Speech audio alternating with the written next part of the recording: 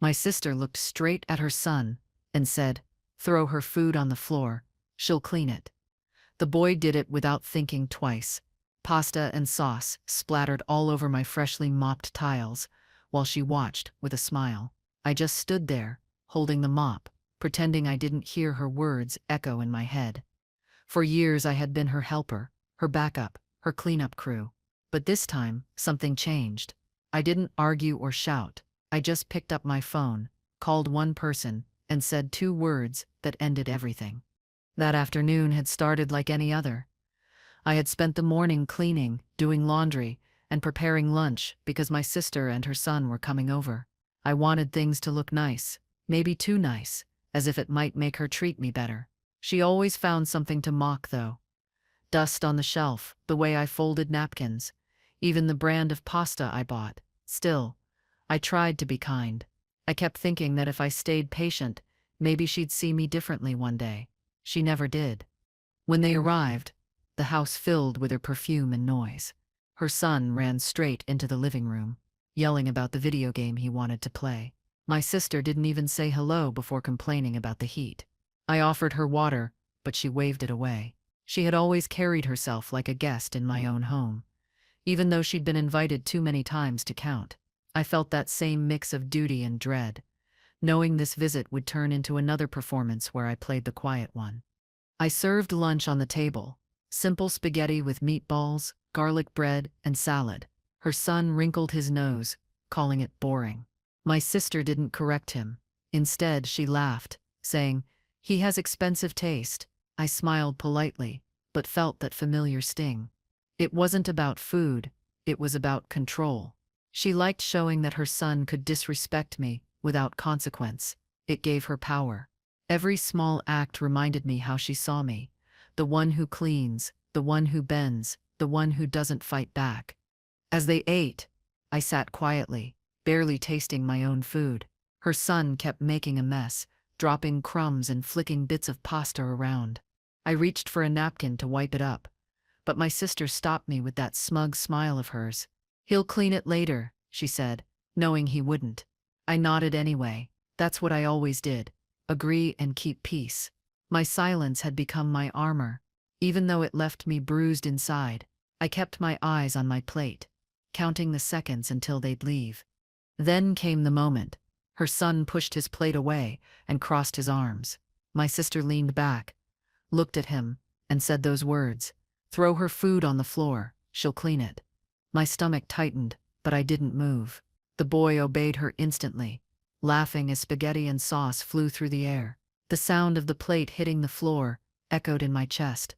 The smell of tomato sauce mixed with the faint scent of lemon cleaner. I stared at the mess, red streaks across white tiles, and something inside me went still.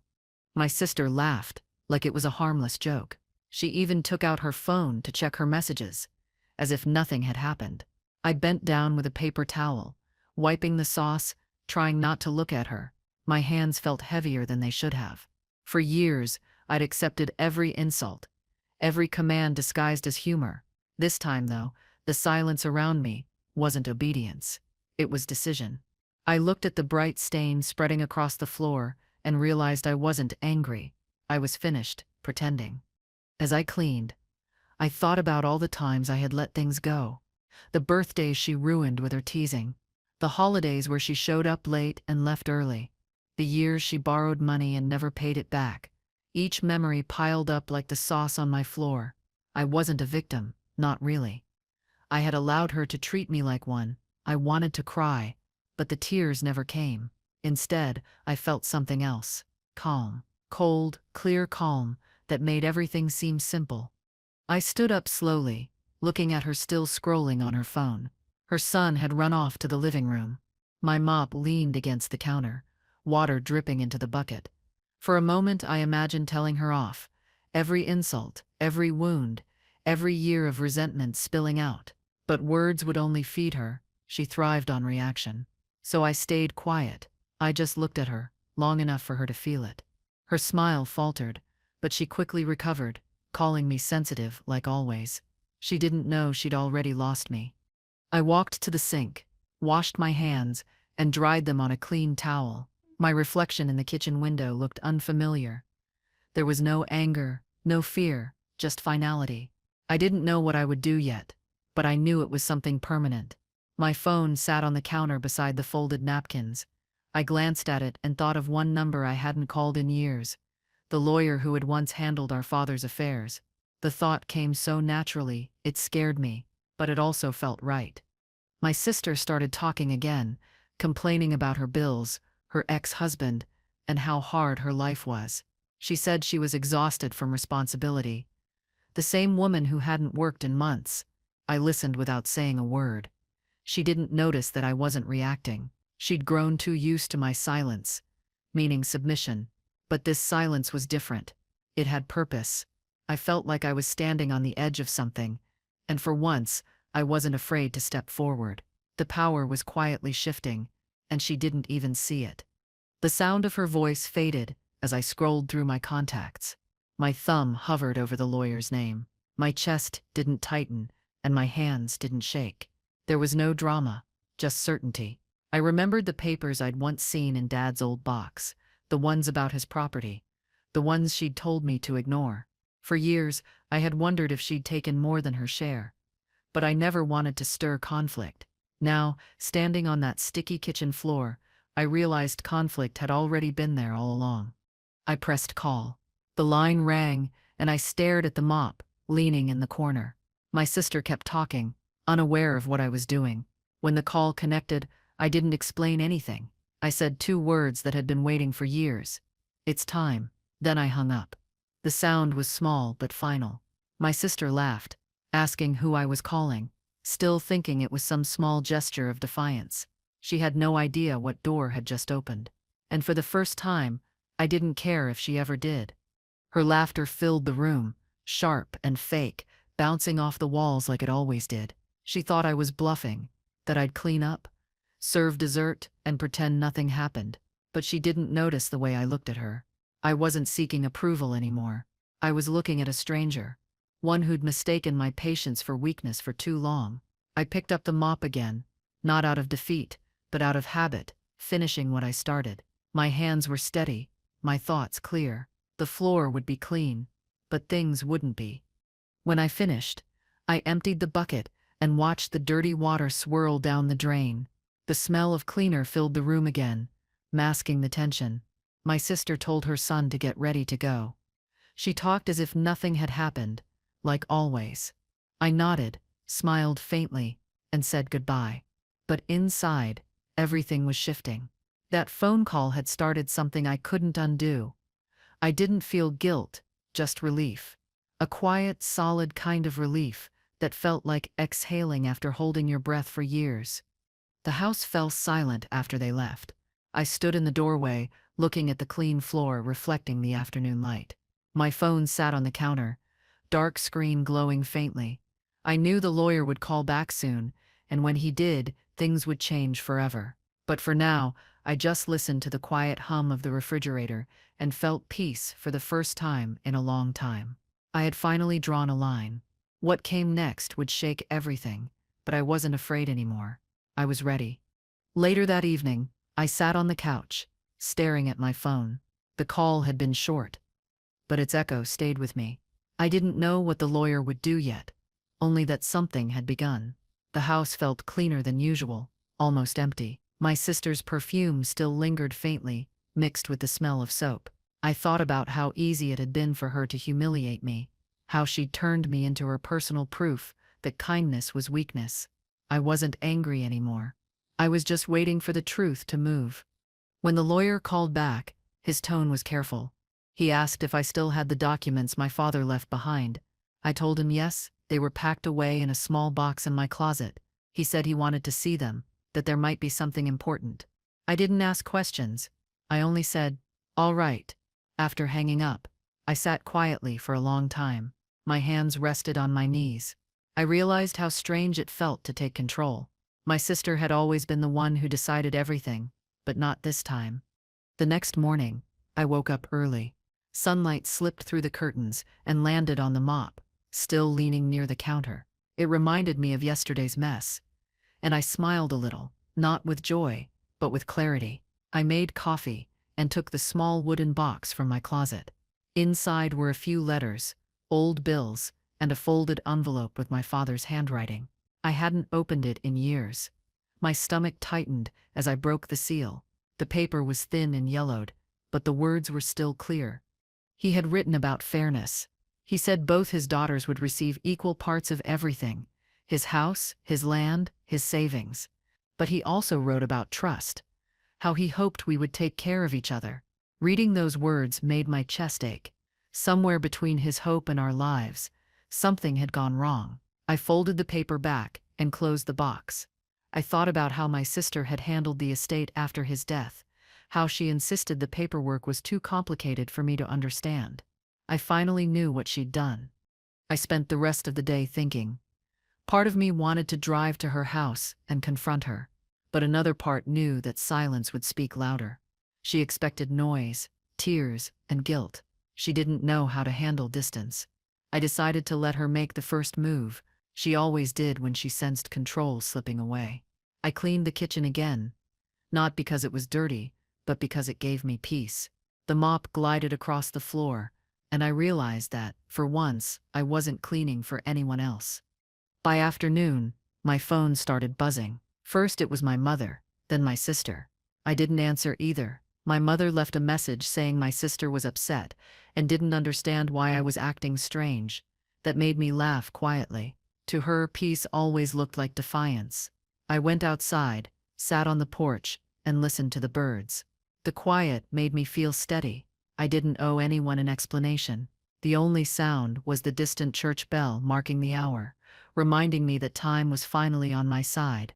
That night, I found myself thinking about childhood. I remembered the way our mother always took my sister's side, how she called her the responsible one. I was the helper, the one who cooked, cleaned, and stayed quiet. Even when my sister made mistakes, I was told to fix them. It was strange how those small patterns became a lifetime. As I sat there, I understood that what I'd done wasn't revenge. It was balance. I had simply pulled back what was mine all along. There was peace in knowing that. 2 days later, the lawyer called again. He sounded different this time. Focused. Interested. He told me the records showed inconsistencies, missing signatures, and assets that didn't match what had been filed years ago. He said it needed to be reviewed formally. I thanked him and hung up. My heart didn't race, but I did feel something shift. This wasn't about money anymore. It was about being seen. My sister had built her power on my silence, and now that silence had turned against her, I finally realized how much weight truth can carry. By evening, my sister's messages turned harsh. She accused me of trying to ruin her life, said I was ungrateful and jealous. I didn't reply. I put the phone face down on the table and continued making dinner. The smell of garlic filled the kitchen, simple and familiar. I ate alone, without noise, without tension. It felt strange at first, then comforting. Every bite felt like reclaiming something small. My time, my peace, my dignity. She had no idea how easy it was for her control to vanish once I stopped responding. That night, she showed up at my door. I saw her through the small glass window before she knocked. She looked angry, makeup slightly smeared, eyes sharp. When I opened the door, she pushed her way in without asking. She demanded to know what I had done. I just pointed toward the table and told her she could sit. She didn't. Instead, she paced around, waving her hands. I stood still. Every word she said fell into the air and disappeared. She was fighting a battle I had already stopped being part of. Her voice got louder, breaking into that tone she used when she was losing control. She accused me of lying, of manipulating our father's memory. I didn't respond. She wanted me to react, to argue, to cry, something she could use later as proof that I was unstable. But I just looked at her calmly. I told her I had called the lawyer, that everything would go through him now. Her face changed then. The color drained, and she stammered something about misunderstanding. For the first time, she looked uncertain, even scared. Her son came in from the car, holding a toy. He saw her upset and asked what was wrong. She snapped at him, telling him to wait outside. The boy's eyes flicked to me, confused, like he couldn't understand who was right. I gave him a small smile. He nodded, stepped back outside, and closed the door. Watching that small moment broke something in me, not in a painful way, but in recognition. I realized he was just repeating what he saw, just another part of her reflection. I didn't blame him anymore. She sat down then, tired, defeated. I poured her a glass of water and placed it in front of her. She didn't drink it. Her voice softened, but her words were the same. Pleas, excuses, half-truths. I listened until she finished. When she asked if I would drop it, I told her no. Her mouth opened, but no words came out. She stared at me, maybe realizing for the first time that I meant it. I told her she should go home. She left without saying goodbye, the door clicking shut like a final punctuation mark. The next morning, I woke up to 10 missed calls and a string of messages. My mother had joined in now, accusing me of causing trouble. She said families shouldn't air dirty laundry. I sat at the kitchen table, scrolling through the messages, and felt a strange calmness. This was how control worked in our family: shame, silence, and guilt. But I wasn't a child anymore. I closed the phone, made coffee, and turned on the radio. The world outside still moved, and for the first time, it didn't revolve around my sister's moods. That evening, the lawyer confirmed that the review was officially in motion. He said documents were being examined, and I might be contacted again soon. I thanked him and ended the call. As I stood there, I felt no excitement, just quiet purpose. I walked over to the window and looked at the fading light. It was peaceful outside, the kind of peace I used to crave. I realized my sister would soon learn what it felt like to face consequences. I didn't take joy in it. I only felt ready for truth to stand alone. Before I share what happened when our family finally confronted each other, take a moment to support this channel if you enjoy stories like this one. It truly helps me keep creating more of them for you. Days passed quietly. I kept myself busy, organizing drawers and cleaning shelves. It was my way of thinking. Every sweep of a cloth helped me clear the clutter inside me too. My mother kept calling, but I stopped answering. My phone became a wall instead of a leash. Sometimes I wondered if I was being cruel, but then I remembered all the times they had dismissed me as background noise. Silence wasn't cruelty, it was self-respect. I had spent so many years apologizing for existing, that habit was finally dying. Rumors started circulating through relatives. A cousin texted, asking if it was true that I was reopening the will. I didn't confirm or deny. Gossip had always been my sister's favorite weapon. I wasn't going to play that game. The truth would speak for itself when the papers arrived. I noticed how people's tone changed when they spoke to me now. More careful, more curious. They sensed something different in me, something they couldn't label anymore.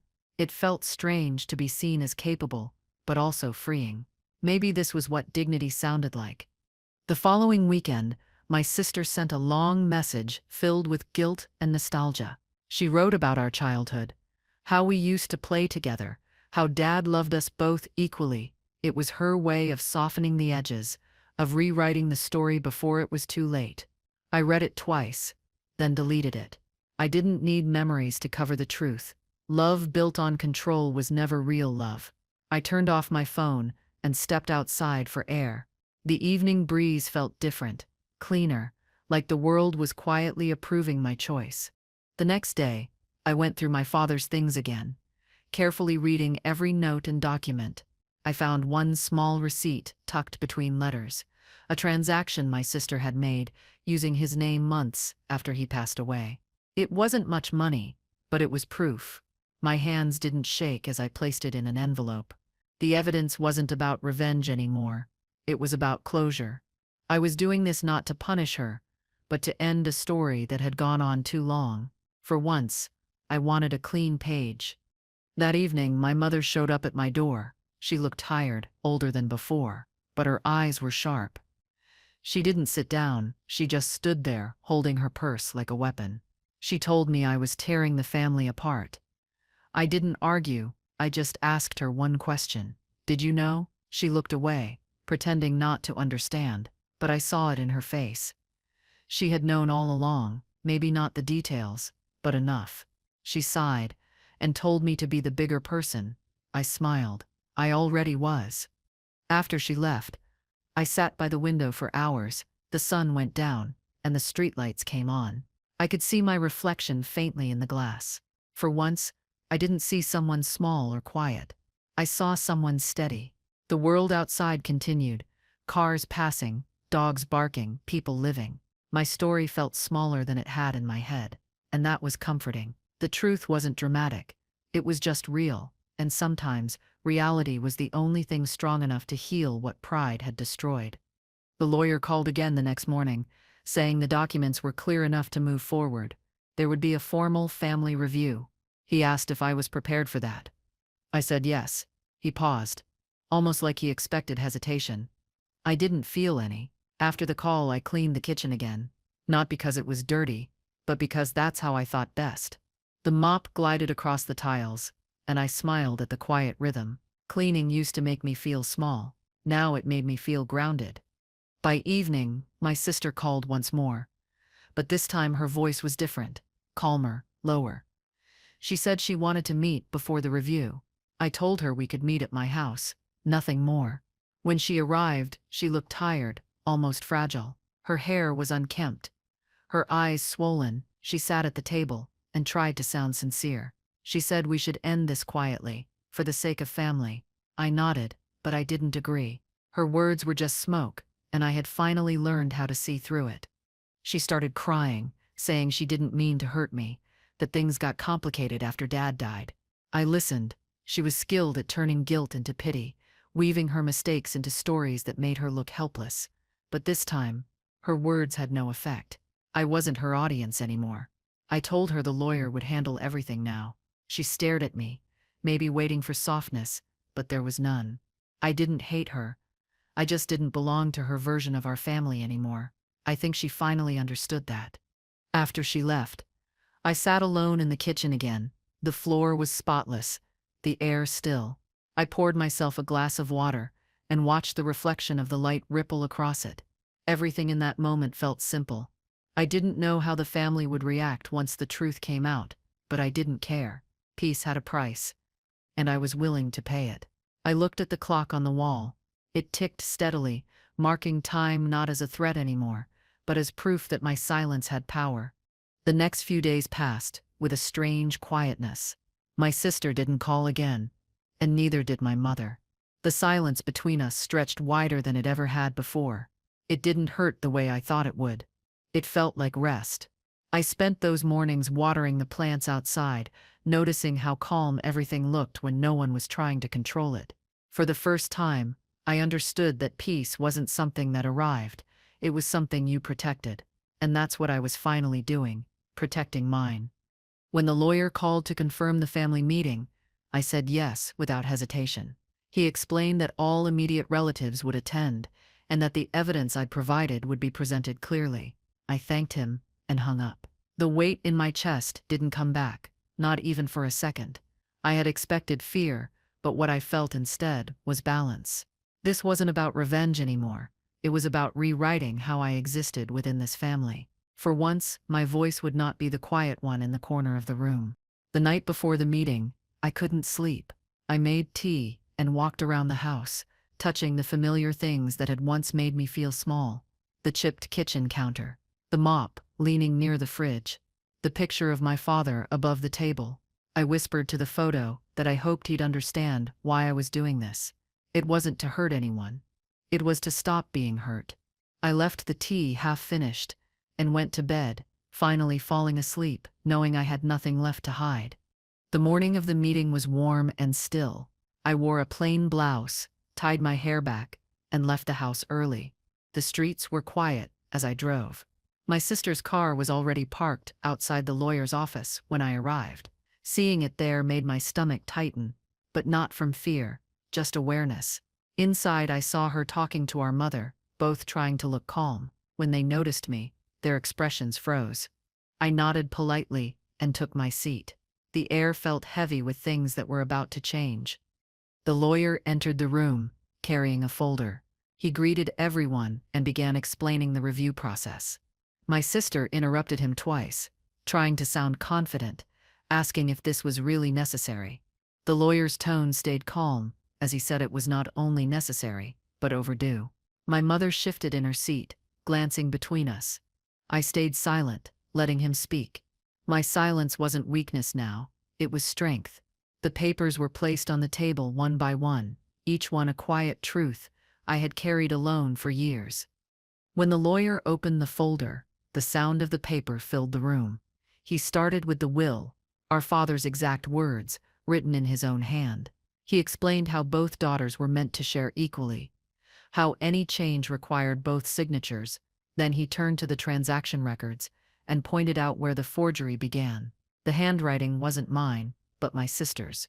Her face stayed still for a moment, before color rushed to it. My mother looked confused, then embarrassed.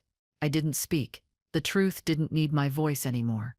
The lawyer continued, explaining how certain accounts had been moved into my sister's name.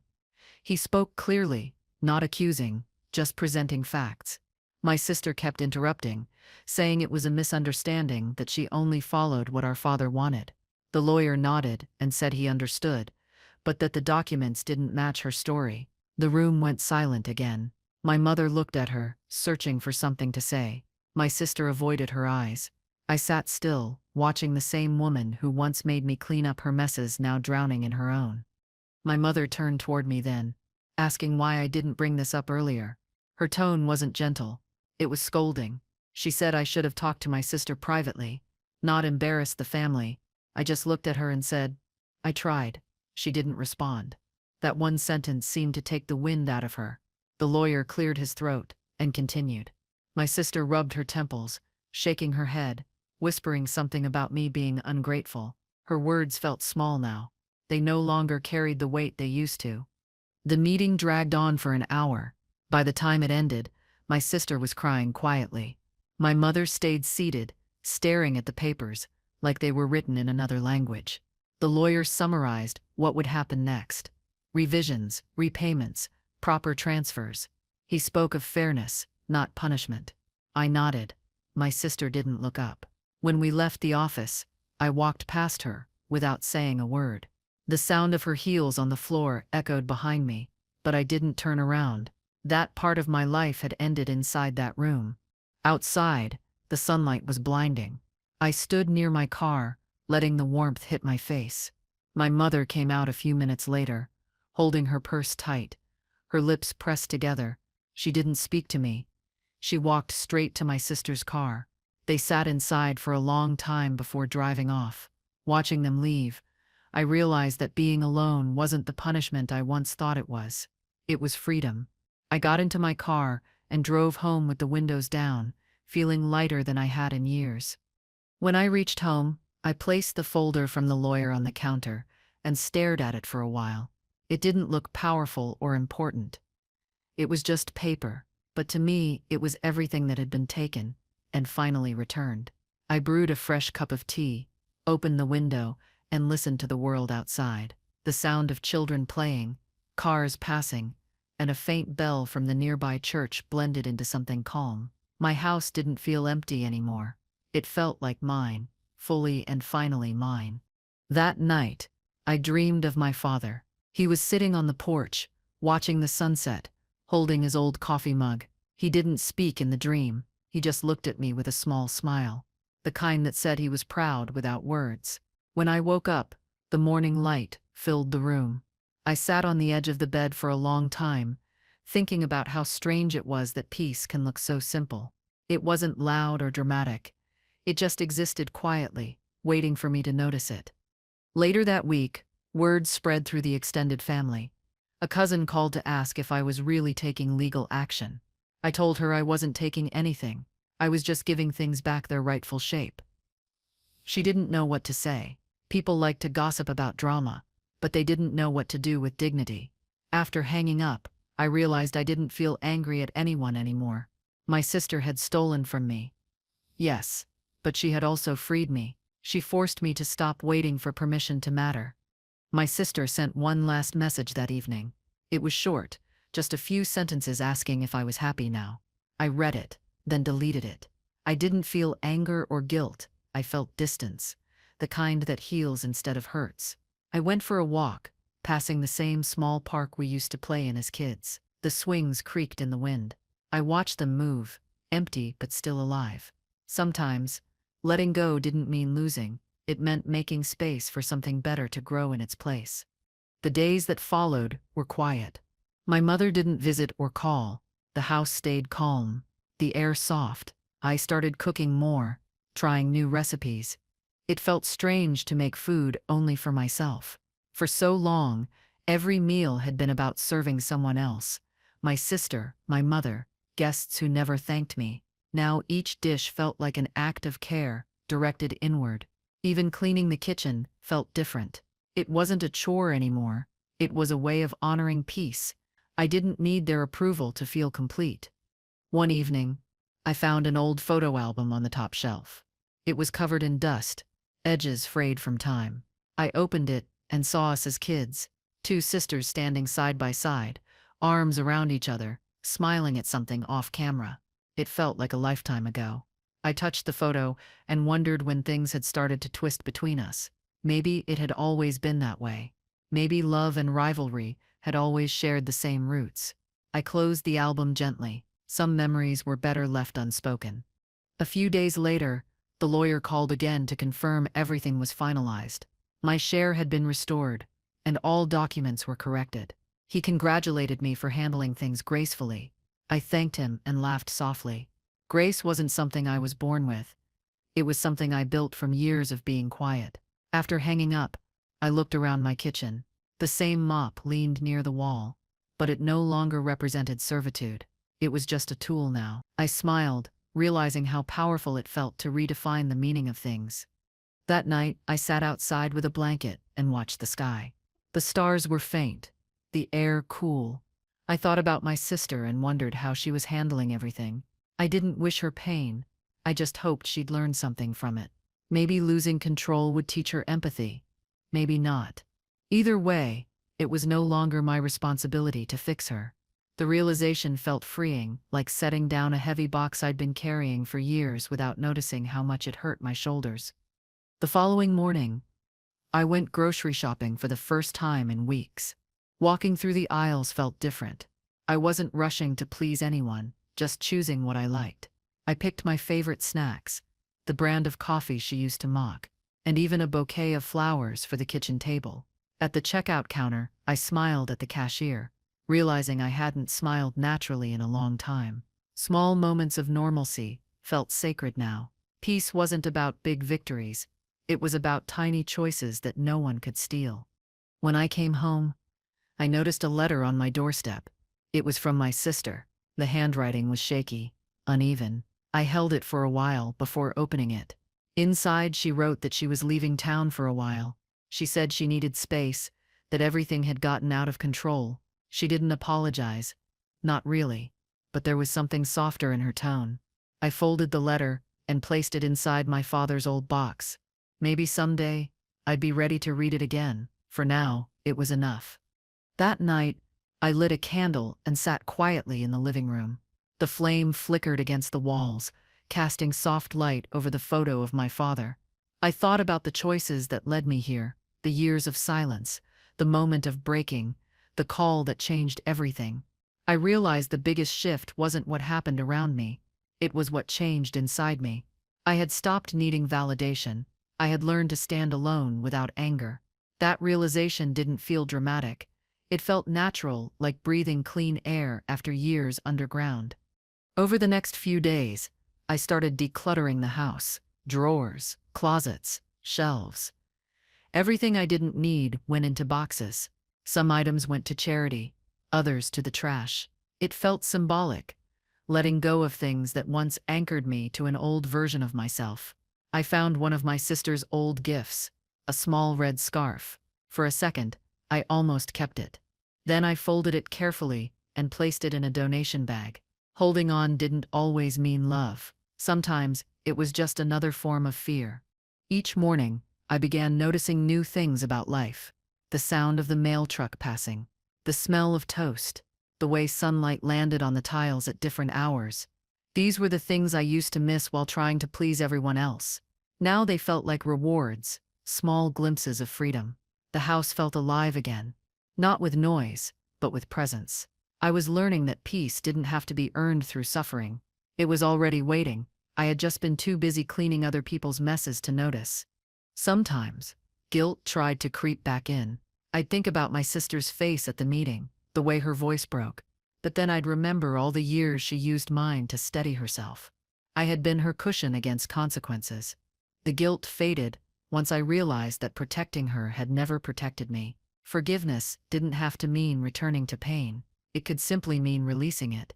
I whispered that truth to myself often, each time feeling lighter, as if a small invisible chain had snapped quietly in the air. One evening, as I closed the windows before bed, I caught my reflection in the glass again. The woman staring back at me looked calm, almost unfamiliar. Not bitter, not broken, just steady. I smiled a little and turned off the lights.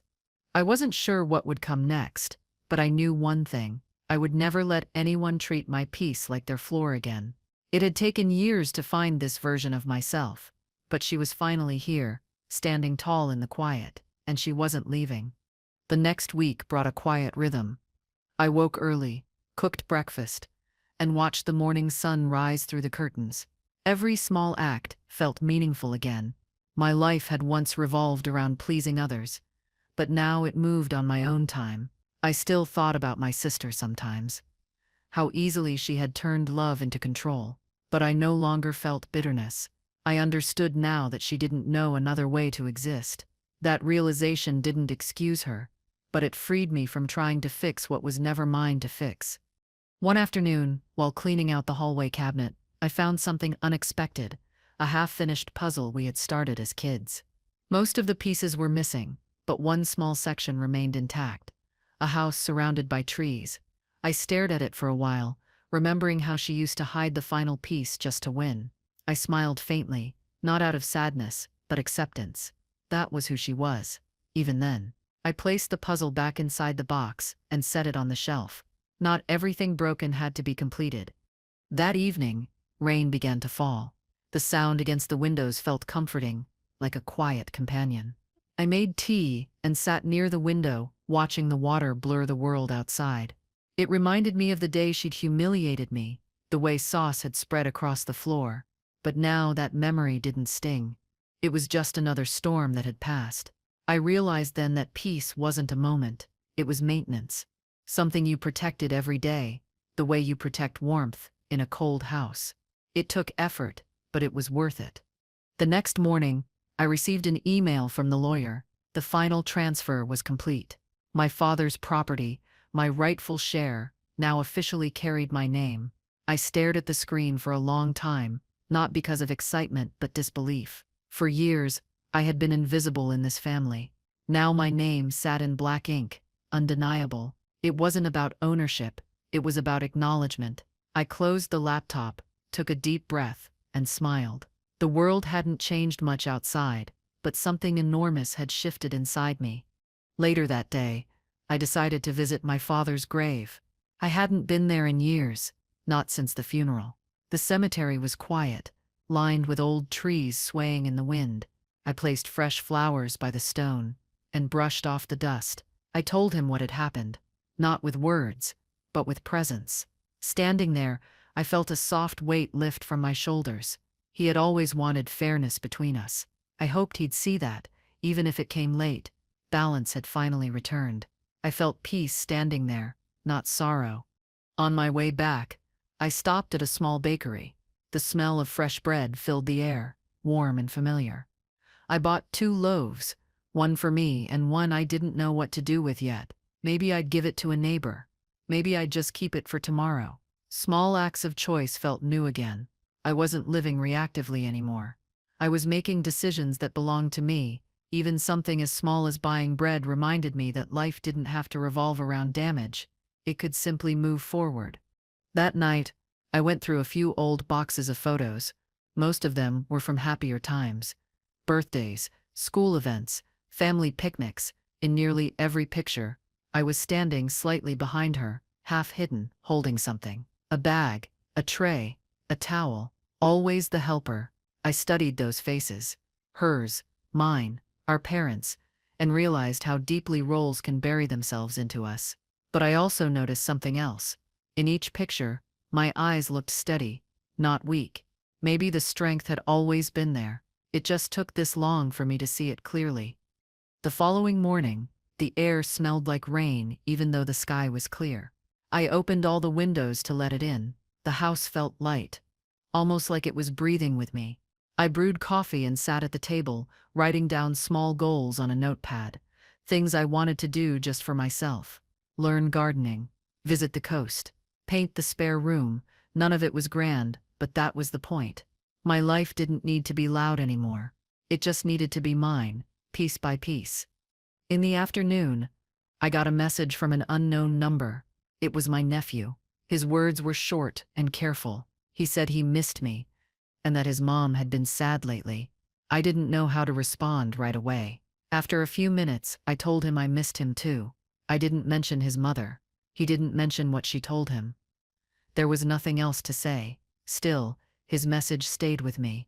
It reminded me that even in broken families, kindness could survive in small, quiet ways. That night, I couldn't stop thinking about my nephew.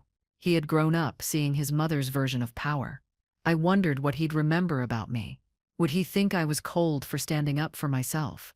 Or would he learn something from it? The thought stayed with me as I washed the dishes. Maybe this was how cycles broke, not through shouting or revenge, but through example. Maybe one day when he's older, he'll remember that there's another way to exist without taking from others. That hope was enough for me. Days turned into weeks. The lawyer's calls stopped. The family gossip quieted down. Life became steady again. I began sleeping better, eating better, even laughing at small things like the neighbor's cat stealing bread from the porch. Healing didn't arrive with grand gestures. It crept in quietly, disguised as ordinary days. My sister was gone from my daily life now, but the emptiness didn't feel hollow. It felt clean, like a space where something better could eventually grow, whether that was forgiveness or just acceptance. Either would be enough. One weekend, I took a walk through the park near my house. Families were out, kids playing, couples talking softly. I sat on a bench under a large oak tree, watching the world move. A few steps away, a mother scolded her child gently, then helped him tie his shoe. The small act caught my attention. It was the kind of care that teaches respect, not fear. I smiled, thinking how different my life might have been if someone had taught my sister that lesson early. Still, some lessons only come through loss. As I sat there, a light breeze passed, carrying the faint scent of rain on asphalt. It made me think of my father again, of evenings when he'd sit by the window watching storms. He used to say, "The air smells cleaner after a hard rain." I understood that now. Pain had its own way of washing things. I didn't resent the past anymore. It had shaped me, yes, but it didn't own me. I stood up, brushed the bench clean, and walked home feeling lighter than when I'd arrived. When I got home, I found a small brown envelope slid under my door. It was from the lawyer's office. Inside was a copy of the final statement showing my share of assets, sealed and official. But tucked behind it was something unexpected. A letter. It was from my sister. The lawyer must have passed it along. I opened it slowly. Her words were brief. She said she was sorry. She said she didn't expect forgiveness, only that she hoped I'd find peace. I folded the letter carefully and placed it on my desk. I sat there for a long time, staring at that letter. It didn't erase what she'd done, but it also didn't ignite anger. It felt like a door closing softly. I wasn't sure if she meant it, and maybe that didn't matter. What mattered was that I didn't need more from her. I had already taken back what she could never give, my own sense of worth. I placed the letter inside the wooden box with my father's papers, where it could rest quietly among truths that had finally been made right. That night, I made dinner and lit a small candle. The house smelled warm and safe. I played soft music, something instrumental, letting it fill the background. The loneliness that used to hurt now felt like peace. I realized that solitude wasn't emptiness. It was space. A space I could fill with anything I wanted. I thought about calling an old friend, maybe even signing up for a weekend class. I wasn't sure what tomorrow would bring, but for the first time in a long while, that uncertainty didn't scare me. The next morning, sunlight streamed through the curtains. I opened the windows and let the air in. On the counter, the candle from last night had burned down to its base. I smiled, thinking how even things that disappear leave warmth behind. As I made breakfast, I thought about the version of myself from months ago, the one who knelt on the floor, cleaning up after her sister's cruelty. I didn't pity her anymore. She had to exist for this one to emerge. Sometimes, you only find strength when someone pushes you too far. Later that day, I found a small snow globe in the drawer under the TV. It was missing its base, cracked along the bottom. It had been a childhood gift from my father, one my sister once tried to claim as hers. I turned it in my hands, watching the flakes swirl slowly around the tiny house inside. It didn't work properly anymore, but I couldn't bring myself to throw it away. Some things aren't meant to be fixed. They're reminders of where you've been. I placed it gently on the shelf by the window. That night, as rain began again, the smell of wet pavement filled the air. I stood by the window, watching the streetlights reflect on the soaked road. The sound was steady, rhythmic, almost soothing. I thought about how far I'd come from that day in the kitchen.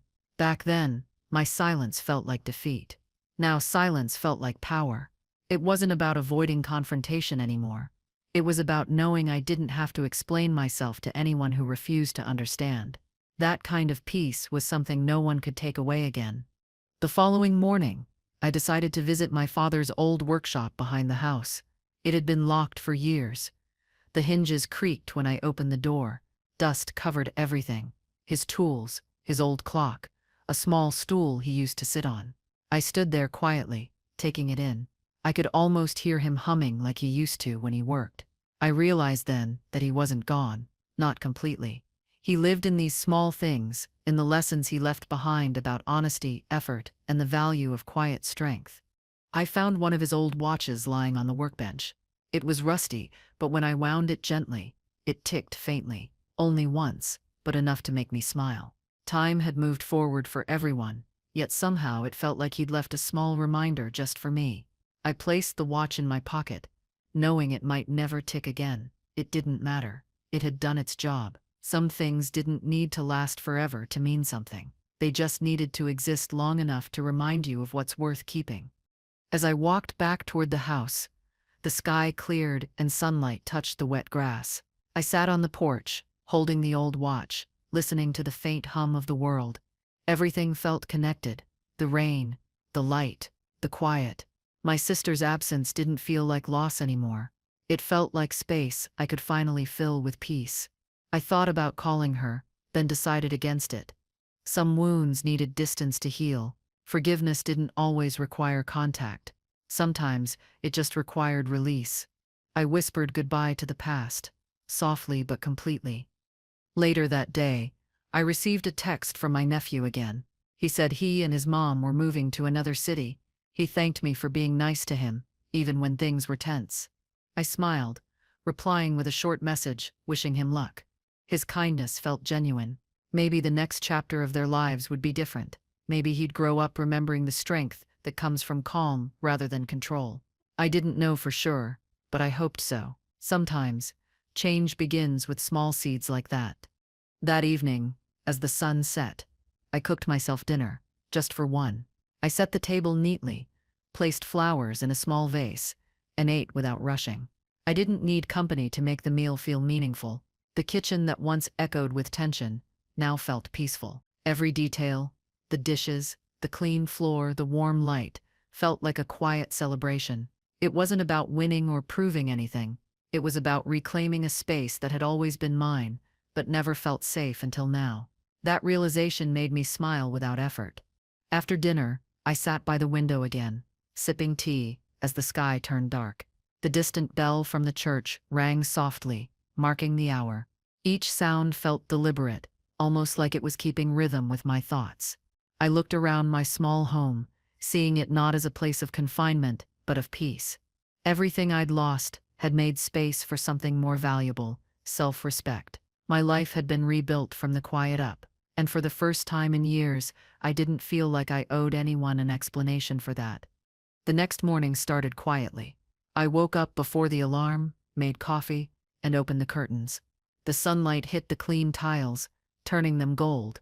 I stood there for a while, letting the warmth soak in. For years, I'd started mornings with tension, wondering what my sister or mother would need, what favor I'd be asked for next. Now the silence felt like a soft kind of freedom. I realized I no longer owed anyone my exhaustion. My life had become simple again, and in that simplicity, I found peace. Later that day, I got a message from an old friend I hadn't spoken to in years. She said she'd heard about everything through a cousin and wanted to check on me. We talked for a long time, laughing over things from our childhood. She told me she admired how calm I seemed. I smiled because she didn't know the years it took to reach this calm. It wasn't natural. It was earned. After we hung up, I felt something inside me loosen, like I had made room for life again. That evening, I decided to take a walk. The air was cool, and the sky was painted in soft orange and pink. I passed neighbors watering their plants and kids riding bikes. Everything felt ordinary, yet beautiful. Ordinary was what I'd always wanted, but never had. My world used to spin around chaos and emotional storms. Now, it turned slowly, quietly. I stopped by a small cafe, bought myself a pastry, and sat near the window. For the first time, I didn't feel like I was waiting for someone to join me. When I returned home, I noticed how welcoming the house felt. The scent of the flowers on the table, mixed with the faint smell of coffee. I turned on a small lamp, softening the light. I thought about how much meaning a single room could hold when you stopped filling it with guilt. My life wasn't perfect, but it was honest. I remembered the mess on the kitchen floor that day, how it all started with humiliation. Now the same floor was spotless, not from fear but from peace. That change meant everything. A few days later, the lawyer called one last time. He said everything was completely finalized, and my sister had signed her share over without issue. I thanked him and hung up. The closure felt calm, not dramatic. No one clapped, no grand ending, just quiet resolution. I realized closure doesn't always come with applause. Sometimes it's just paperwork and deep breaths. I walked over to the counter, poured myself a glass of water, and took a long sip. The taste felt different somehow. Simple, pure, and clean, like starting life on new ground. That afternoon, I went through my father's wooden box again.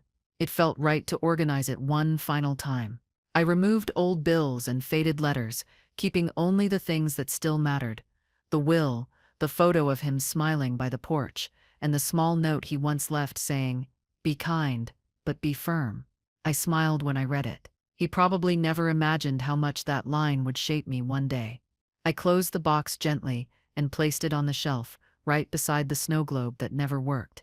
As evening came, I made myself dinner again, just soup and bread. I ate slowly, appreciating each bite. Outside, the light began to fade, and a soft wind passed through the curtains. I thought about the future. It didn't scare me anymore. There were no more surprises, no hidden traps. My life felt like a clean page, one I could finally write on without someone else holding the pen. That thought made me smile. Maybe I'd travel one day, maybe not. Either way, it would be my decision. That was enough. Later that night, I sat on the porch, wrapped in a blanket. The distant bell rang again from the church tower. Each sound carried softly through the air, grounding me. I thought about how I used to chase approval, always needing someone to say I was good enough. Now, I didn't need anyone's permission to feel peace. I realized I had been my own jailer all along, waiting for validation that never came. The lock had never been on the door. It had been in my mind, and I had finally unlocked it. A few days later, I got another message from my nephew. He said their new place was small but nice, and he had made a new friend at school. He sent a photo of a small drawing he'd made, a house, a tree, and two people holding hands. I smiled at the image. Children always see things in their simplest form. I hoped he would grow up understanding what love really meant, not obedience, not control, but respect. I replied, telling him his drawing was beautiful and that I was proud of him. After I sent the message, I sat there looking at my phone for a while. The photo of his drawing stayed on the screen. I realized that, in a way, he had broken the cycle for both of us. Maybe his mother's actions wouldn't define him. Maybe somewhere deep down, my strength had reached him too.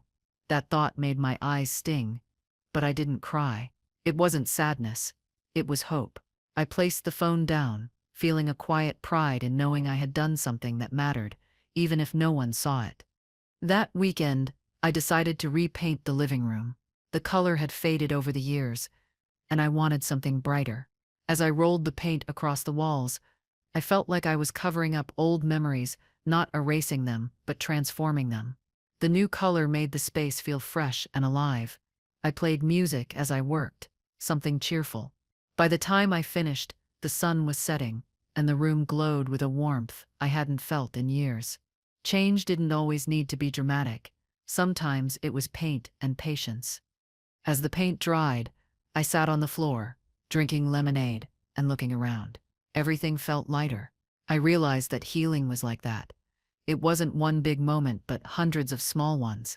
Each act of care, each quiet decision, each refusal to go backward. That's what built peace. My sister had once taught me the cost of silence, but life had shown me its value when used correctly. It wasn't about holding back anymore. It was about choosing when to speak and when to let things rest in their place.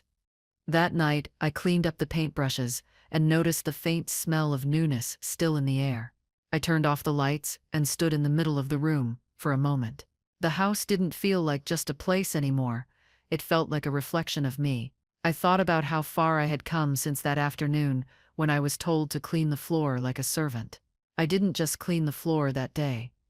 I cleaned the path for a new life. Every choice since had been proof of that. The next morning, I opened my window and let the sunlight in. Outside, the neighborhood was quiet. I could hear distant laughter from children walking to school. I thought about how small details like that had once escaped me when my world revolved around surviving my sister's moods. Now, every sound felt alive.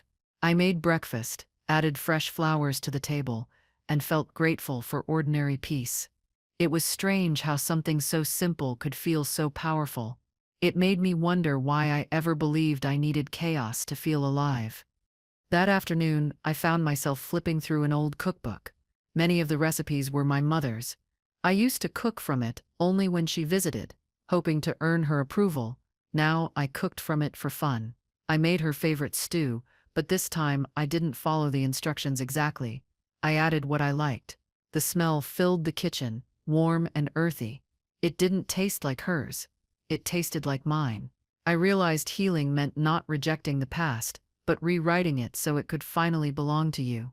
In the evening, I took a walk around the block.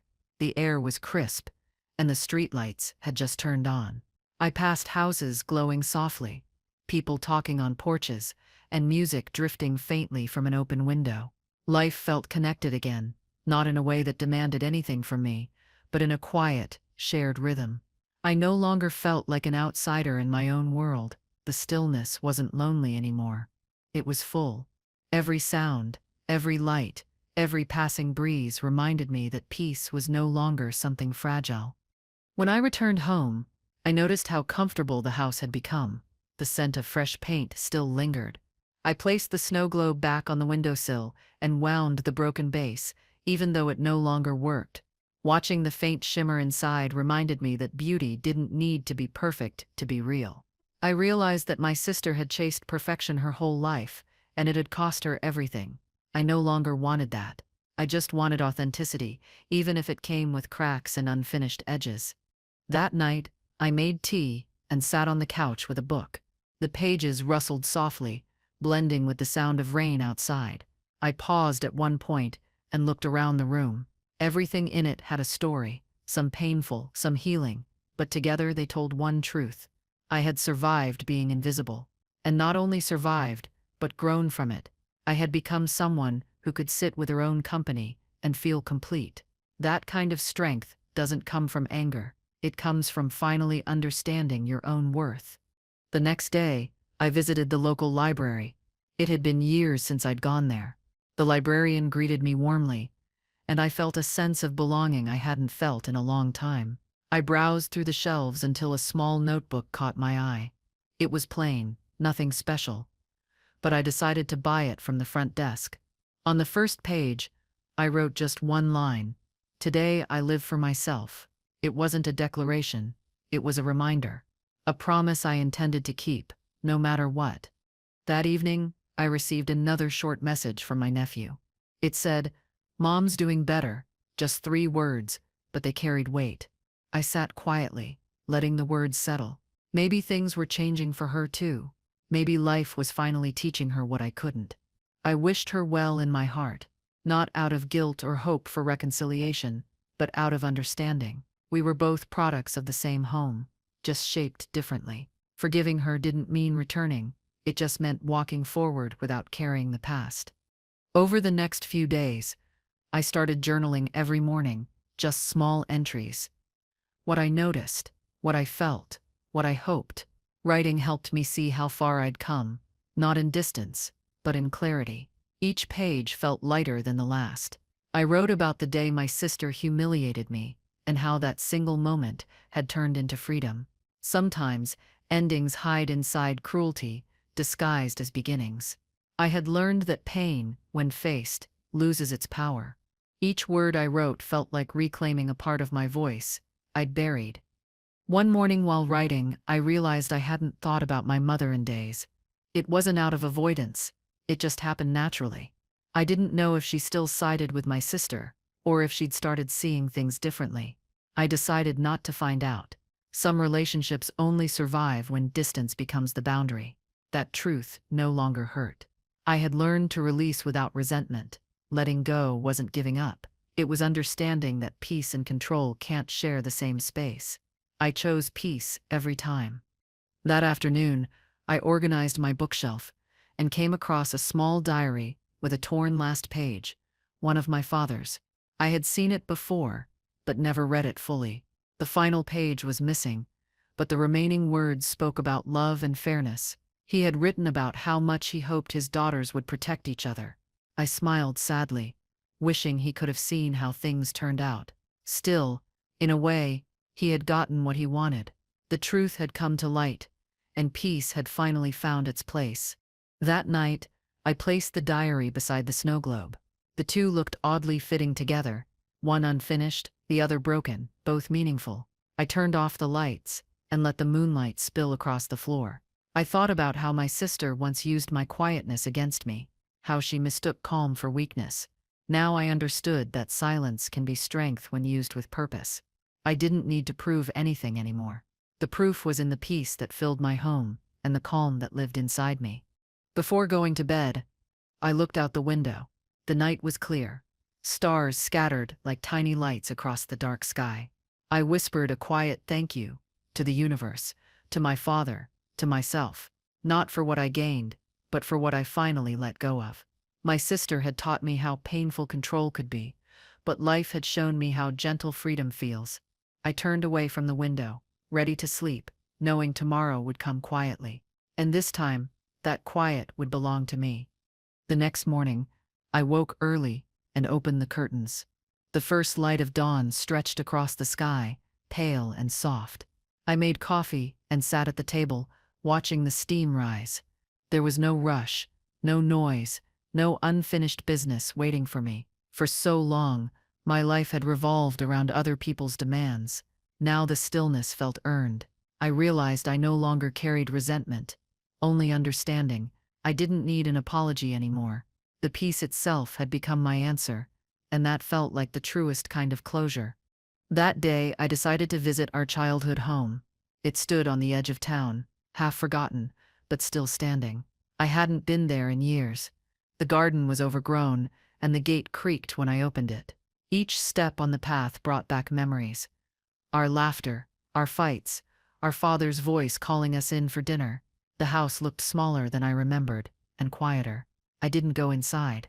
I just stood there, taking in the sight of where it all began. It wasn't painful anymore. It just felt like a story that had ended. The wind moved through the trees, carrying the scent of the earth. I thought about how much had changed since that first phone call. The family I once tried to hold together had unraveled, but maybe it needed to.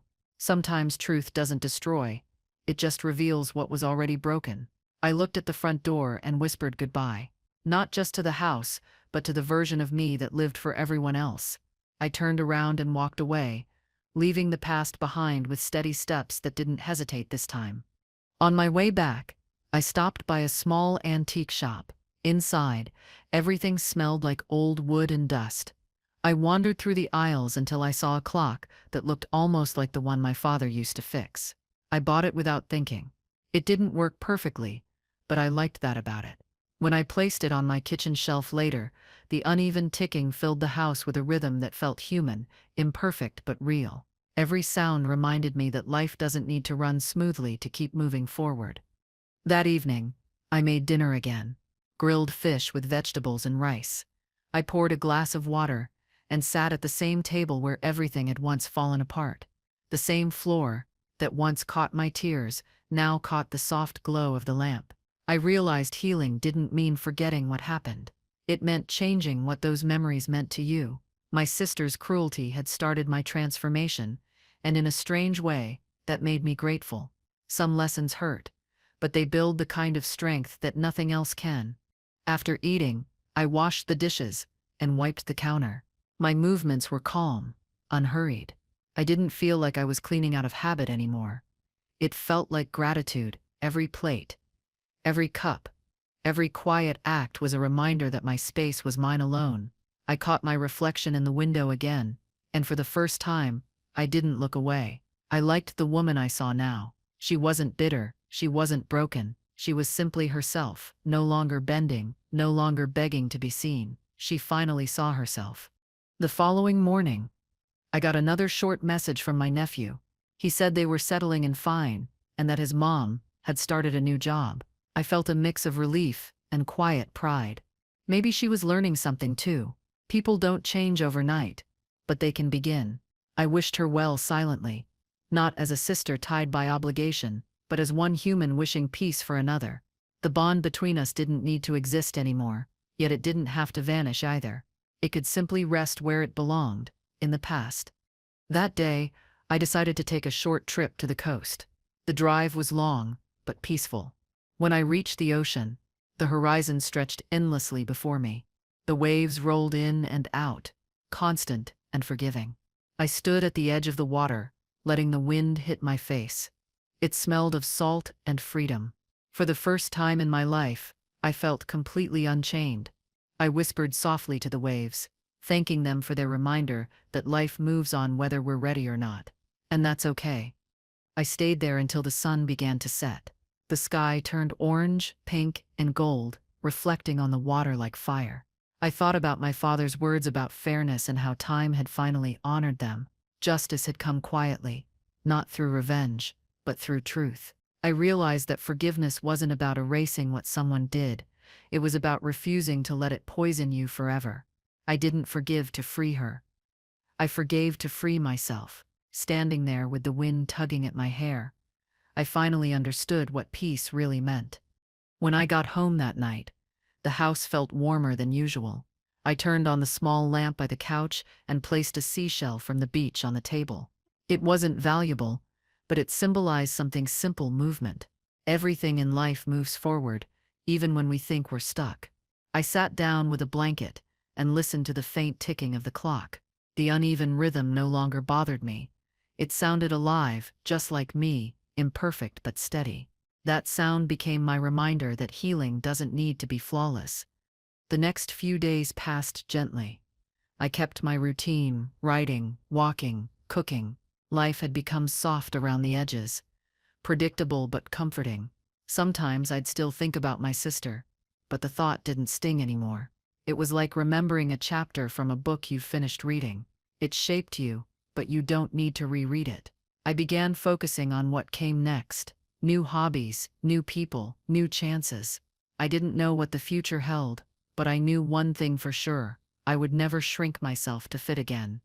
One morning, while tidying up the living room, I found the small red scarf she had given me years ago. I had almost donated it before, but something made me pause. I folded it neatly and placed it in the drawer instead. Not as a memory of pain, but as proof that even broken relationships can leave behind something neutral, something that simply is. Not every reminder has to hurt. Sometimes it just exists as evidence that you lived, learned, and moved forward without bitterness. That realization felt like another quiet kind of healing. That afternoon, I decided to bake for the first time in years. I made a simple cake, nothing fancy. As it baked, the sweet smell filled the air. It reminded me of birthdays we used to celebrate before resentment took over. When the cake was done, I cut a slice, sat down, and took a bite. It tasted like peace. Not perfect, but enough. I laughed quietly to myself, realizing that the woman who once cried over a dirty floor was now laughing alone in her kitchen, and it felt beautiful. Later, I wrapped a few slices of the cake and took them to my elderly neighbor, Mrs. Hall. She smiled wide, surprised by the gesture. We talked for a while about simple things: the weather, the flowers she grew, her old cat that kept sleeping on my porch. I realized how long it had been since I'd shared something without guilt or expectation. Giving out of peace felt different than giving out of duty.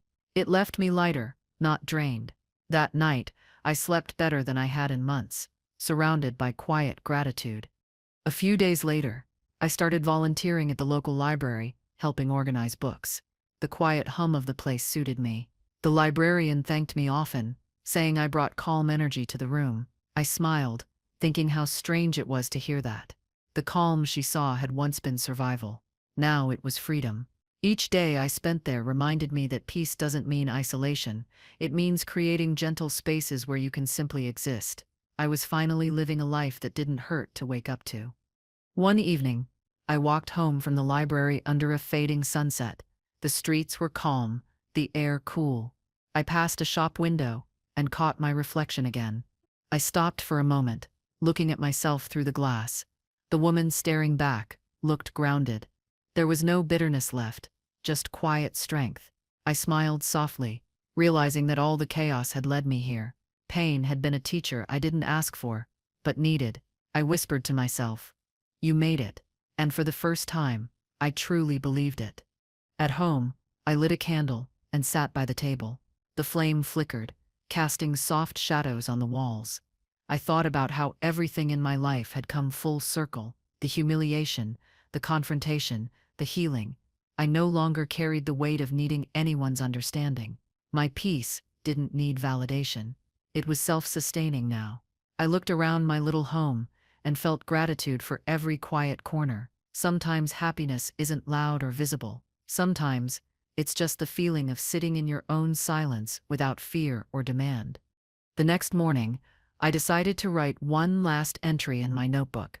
I wrote, "Freedom doesn't mean leaving, it means staying, but choosing peace anyway." I read the line twice, then closed the notebook. I didn't need to write more. The story had reached its natural end. The life I was living now wasn't about proving anything to anyone. It was simply about existing truthfully. I smiled, set the notebook aside, and made breakfast. The smell of toast and coffee felt like the quiet reward of finally being at home within myself. As days passed, I began to notice the smallest joys more deeply: the chirp of a bird outside, the smell of rain, the soft creak of my chair. They weren't just sounds or sensations anymore. They were proof that I was present.